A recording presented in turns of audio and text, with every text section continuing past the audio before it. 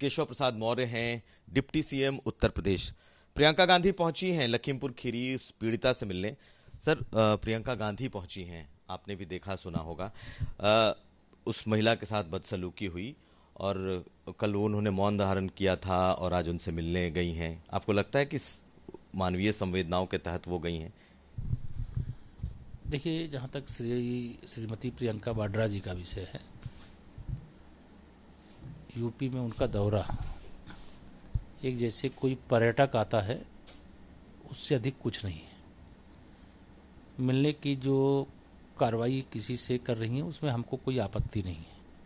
सरकार की ओर से स्पष्ट है कि हम हर माता बहन का, बेटी का सम्मान करते हैं और इस घटना के भी जो दोषी थे उनके खिलाफ मुकदमा लिखा गया है। पुलिस के कई जिम्मेदार अधिकारियों के खिलाफ कठोर कार्रवाई की गई है। कांग्रेस का जो काम करने का ढंग है उससे मैं यह मानता हूं कि वह 2022 की ज़मीन तैयार खोजने के लिए आई हुई है, लेकिन 2022 की ज़मीन कांग्रेस के लिए उत्तर प्रदेश में बची हुई कहीं दिखाई नहीं देती।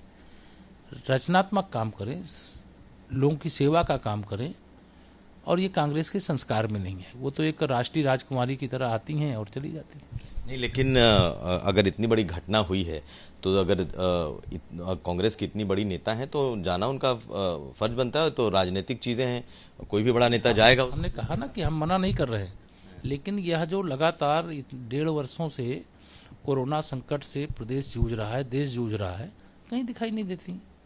ट्वीट करना, बयानबाजी करना और 3 दिन के लिए आना और वह भी प्रोटोकॉल के नियम का उल्लंघन करना, सूचना भी नहीं देना, अनुमति भी नहीं लेना।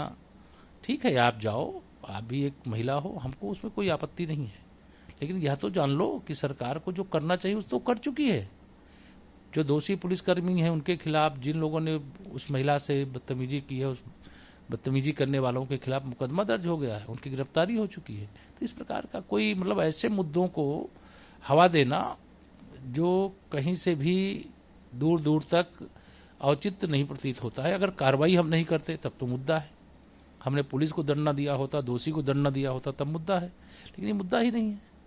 तो 4 दिन के लिए आई हैं प्रियंका गांधी पार्टी को मजबूत करने। आपको क्या लगता है कि प्रियंका गांधी से कितना खतरा है? एक नंबर 2 ये कि कोई ऐसा आपको दिखता है गठबंधन बनता हुआ आप लोगों के खिलाफ? देखिए, गठबंधन चाहे जो भी कर लें, भारतीय जनता पार्टी के ऊपर कोई प्रभाव नहीं पड़ेगा, नंबर 1।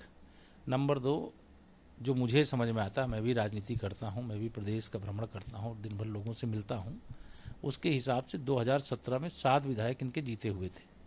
अब 7 में से इनके साथ में कितने हैं ये स्वयं जाने, लेकिन मुझे नहीं लगता है कि 2017 भी दोहराने की स्थिति में कांग्रेस आज की स्थिति में है। कांग्रेस के पास केवल फोटो खिंचाने वाले हैं।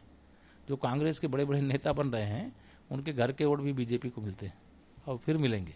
नहीं, लेकिन प्रियंका गांधी तो एक तरीके से कैंप कर रही है, बकायदा शीला कौल का जो घर है उन्हें वहां पे अब रहेंगी, लंबे समय तक रहेंगी। तो इम्पैक्ट तो सीधे आप ही पर पड़ेगा ना, क्योंकि बीजेपी के ऑल्टरनेटिव के तौर पर पॉलिटिक्स करेंगी यहाँ। हमारे ऊपर वो अमेठी में जो इम्पैक्ट पड़ना था वो पड़ चुका है। उनके भाई उस समय कांग्रेस के राष्ट्रीय अध्यक्ष अमेठी लोकसभा चुनाव 2019 में हार करके गए थे और कांग्रेस को वहाँ पर सपा और बसपा का समर्थन भी प्राप्त था, तब हार के गई। तो यही चुनाव देख रही थी। जब यह अमेठी में सपा बसपा के समर्थन के बाद भी कांग्रेस के राष्ट्रीय अध्यक्ष को नहीं जिता सकी, जो इनकी परंपरागत सीट थी, तो आप इनके बारे में इतना अंदाजा लगा सकते हैं। और 5 दिन की यात्रा, कोई भी पर्यटक भी आता है, तीर्थयात्री भी आता है, 4-5 दिन तक उत्तर प्रदेश में ऐसे ऐसे स्थान हैं, घूम सकता है। तो ये पर्यटन की भावना से आना, ये इनके लिए मैं नहीं मानता हूं कि राजनीतिक दृष्टि से फायदेमंद है। हाँ, फोटो खिंचाने की दृष्टि से, टीवी में आप सबके माध्यम से स्थान पाने की दृष्टि से, या आप भी मुझसे जो बात कर रहे हैं, मुझे तो कई बार लगता है कांग्रेस के बारे में बात करना समय आपका भी खराब होता है, मेरा भी, क्योंकि यूपी में अभी कांग्रेस का कोई भविष्य नहीं।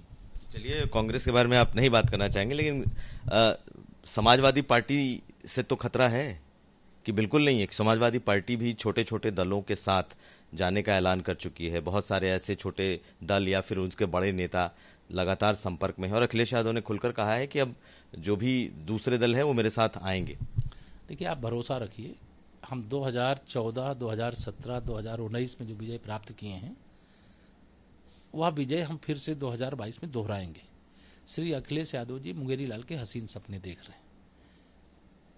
अभी जो पंचायत के चुनाव हुए, उस पंचायत के चुनाव में बड़े बड़े वो दावे कर रहे थे, लेकिन मैंने उस समय भी कहा था कि कौन कितने पानी में है, कौन कितनी संख्या में जीता है, इसका तो संदेश कब मिलेगा, जब चुनाव के परिणाम आएंगे।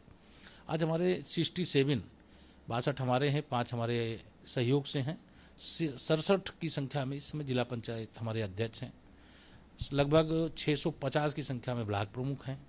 श्री अखिलेश यादव जी किस दावे से कह रहे हैं? उस दावे से कह रहे हैं कि जो पंचायत चुनाव हुआ जिसमें जनता ने डायरेक्ट वोटिंग किया, उसमें वो आपसे आगे हैं, वो आपसे जीते हैं। ख्याली पुलाव है, ऐसा कुछ नहीं है। सच्चाई यह है कि जो जीते या तो भाजपा से जीते, या तो भाजपा के जो टिकट नहीं पाए थे, हमारे ही कार्यकर्ता थे, वो लड़ गए, वो जीते। तो हमारे ही जो हमारे थे या जो हमारे रहते हुए चुनाव लड़ गए, पार्टी के अधिकृत प्रत्याशी रहे बिना, वह जीते थे, उनका समर्थन मिला, इसलिए हमारे लोग जीत गए। अच्छा, प्रधानमंत्री ने योगी आदित्यनाथ की, मुख्यमंत्री की मुक्त कंठ से तारीफ की है, वो चाहे वाराणसी में हो या फिर जेपी नड्डा ने भी कल कहा, कैसे देखते हैं इसे? देखिए, माननीय प्रधानमंत्री जी जब हमारे उत्तर प्रदेश के मुख्यमंत्री की प्रशंसा करते हैं तो हम मानते हैं कि उत्तर प्रदेश के मुख्यमंत्री की प्रशंसा नहीं, बल्कि संपूर्ण उत्तर प्रदेश सरकार की प्रशंसा है, उत्तर प्रदेश की 24 करोड़ जनता की प्रशंसा है। और विश्व का सबसे बड़ा लीडर, मतलब जो हमारे देश के प्रधानमंत्री हैं, उनके द्वारा कुछ भी बोला जाना ये अपने आप में बहुत बड़ी बात है। और माननीय राष्ट्रीय अध्यक्ष जी ने कल प्रदेश कार्य समिति की बैठक में भी बहुत जोर शोर से उन्होंने उत्तर प्रदेश सरकार के कार्यों की भी सराहना की, संगठन की भी सराहना की, और 2022 की तैयारी में जुटने का आह्वान भी किया। और हम लोग 2022 में 300 से ज़्यादा फिर सीटें जीतेंगे। और जो विरोधी सोचते हैं कि कोई भाजपा कहीं से उसमें दरार है, कोई कमजोरी है, तो वह उनका भ्रम है। हम सब लोग एकजुट थे, एकजुट हैं और एकजुट होकर के चुनाव लड़ेंगे। सपा बसपा कांग्रेस की तिकड़ी को फिर धूल चटाएंगे, कमल का फूल खिलाएंगे। हम 2022 में, हम 2024 देख रहे हैं। हम नरेंद्र मोदी जी की दूसरी बार वापसी लाने की जिम्मेदारी देख रहे हैं। योगी जी हमारे आदरणीय मुख्यमंत्री हैं, उत्तर प्रदेश सरकार ने शानदार काम किया है और उस काम के विरुद्ध विरोधियों के पास बोलने के लिए कुछ नहीं है। उन्होंने चूंकि 15 साल में दोनों मिल करके कुछ नहीं किए हैं, और हमने 5 साल भी अभी पूरा नहीं हुआ, इतना किया है कि वो विकास के मुद्दे पे आना ही नहीं चाहते, विवाद के मुद्दे लेकर के आना चाहते। सारा कुछ तो हमने दिखाई दे दिया, क्या कैबिनेट विस्तार भी है कुछ ऐसा? ये तो माननीय मुख्यमंत्री जी का विशेष अधिकार होता है, वो चाहेंगे तो विस्तार करेंगे, अगर नहीं चाहेंगे तो नहीं करेंगे, वो मेरा विषय नहीं। और एक और सवाल, अभी जेवर को लेकर के, जेवर एयरपोर्ट को लेकर के बाकायदा मुख्यमंत्री ने उस पर मीटिंग भी ली है और आज शायद जेवर को लेकर के बातें आगे भी बढ़ी हैं। कितना आगे बढ़ चुका है जेवर? देखिए, उत्तर प्रदेश आगे बढ़ रहा है। जेवर एयरपोर्ट इंटरनेशनल एयरपोर्ट बन रहा है, ये उत्तर प्रदेश की बहुत बहुत बहुत बड़ी उपलब्धि है। और कोई भी विकास की परियोजना अगर प्रदेश के अंदर चल रही है और मुख्यमंत्री के नाते योगी जी उसकी समीक्षा करते हैं, तो यह उनका अधिकार भी है और उत्तर प्रदेश के लिए उपलब्धि भी है। और आने वाले समय में उत्तर प्रदेश सर्वोत्तम प्रदेश बनेगा और हर प्रकार से विकास का एक मॉडल प्रदेश बनेगा। गरीब कल्याण की योजनाओं को उपलब्ध कराने वाला प्रदेश जो है, इस नाते रोजगार उपलब्ध कराने वाला, भ्रष्टाचारियों के खिलाफ कार्रवाई करने वाला, माफियाओं और गुंडों को सबक सिखाने वाला ऐसा प्रदेश बन करके खड़ा हुआ है कि हर राज्य आज यूपी से प्रेरणा लेना चाहता है और यूपी के रास्ते पर चलना चाहता है।